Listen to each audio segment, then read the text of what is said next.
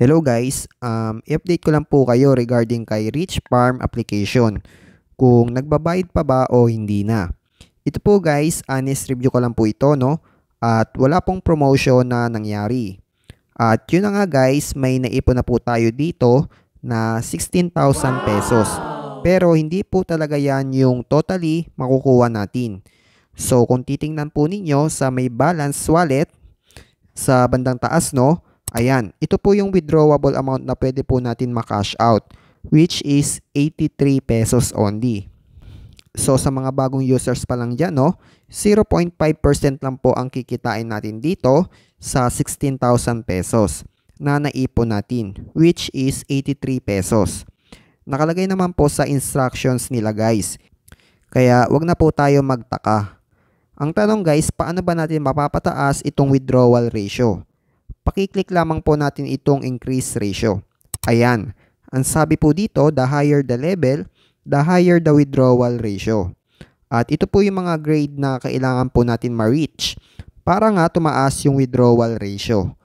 As you can see, nasa level 9 na po tayo. Paano ba nangyari iyon? So, balik po tayo sa main section. Ayan.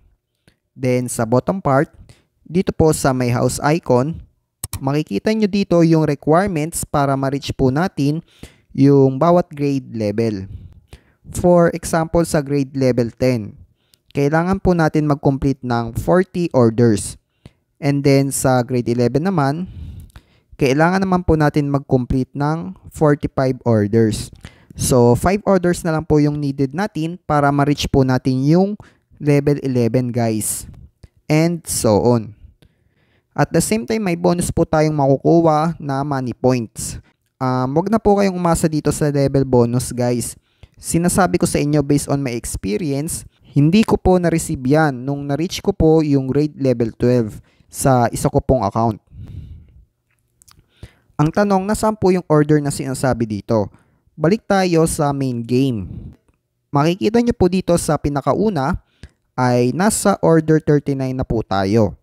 At ito po yung requirements natin para makomplete po natin yung tasks. So, hindi ko na po i-discuss lahat guys, no? Tapusin na po agad natin ito. Since may ipon naman po tayo na 49,000 coins, ito po yung gagamitin natin para mapabilis yung pagtapos ng mga orders. Dito po sa empty land, i-click lang po natin yan. Ang ginagawa ko dito guys para mabilis, pinipindot ko lang po itong one-click sowing. Ayan. Then, automatic na pong magkakaroon ng tanim dyan kung ano po yung requirements na hinihingi nila. Then, maghihintay lang po tayo ng 12 minutes para ma-harvest po natin ito. At since marami nga tayong coins, pwede po natin i-click yan. 150 coins lang naman kada isa. Ayan, ganun lang guys, tapos na agad. Paulit-ulit ko lang pong ginagawa yan hanggang sa makomplete ko po yung level 39 order. Ayan. At may matatanggap po tayong 20 points. Points na lang kasi hindi naman talaga 20 pesos yung tunay na kikitain natin dyan. Then yun lang guys, kailangan po ulit natin tapusin itong level 40 para makapag-proceed na po tayo sa withdrawal. Same process lang po sa ginawa natin kanina, no? And collect lang po ulit natin. At ayan po guys, level 40 order completed. At ito po yung hinihintay natin na hindi po pinapakita ng ibang mga vloggers. Ang sabi po dito, kailangan daw po natin i-withdraw lahat ng naipon natin para maging 0.5% na daw po yung withdrawal ratio. Mali pa nga to guys dapat 5% po ang nakalagay dito. So yun na nga, X lang po natin. At dito sa may house icon, claimable na po yung level bonus. Get it right now na po natin para tapos na po. Ayan. Then, ano po itong red dots? I-claim lang po natin yan. Ngayon, i-check po natin kung tumaas na ba yung withdrawal ratio into 5%. Pero sabi ko nga kanina, di ba? Kailangan muna natin mag-withdraw. Ito guys, so makikita nyo na nasa 0.5% pa din yung ratio kahit na nasa level 10 na po tayo. So, kailangan po talaga natin mag-cash out mga kaibigan. Tara, subukan na po natin, no? Dito guys, sa ibaba nito, may 2 payment methods po ito. May through Lazada at may through GCash. Sa GCash guys, hindi po natin pwede magamit ito hanggat hindi po natin nare-reach yung minimum 200 pesos sa withdrawable balance natin. Kaya no choice po talaga tayo. Sa Lazada talaga tayo guys. Ayan. Then ito po yung withdrawal rules. Hindi ko na po babasahin yan. Medyo mahaba. Kayo na lang po guys para aware din po kayo sa payment system nila. Proceed na po tayo, no? I-click lang po natin yung withdrawal. Ayan. Yung Lazada number and withdraw again. For the last time, na-receive agad natin yung 83 pesos guys.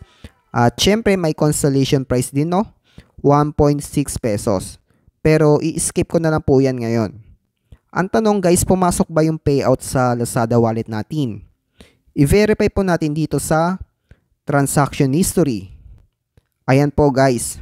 Ito po yung proof na natanggap na po natin yung 83 pesos noong October 23. So talagang legit itong si Rich Farm guys. At nagbabayad talaga yung application na ito. Ang problema nga lang, may mga negative feedback po ito sa mga users, no? Isa na nga doon yung sa withdrawal ratio. Hindi po tataas kung hindi po natin ma-meet yung grade 10 at maka-withdraw. Once na ma-reach natin yon.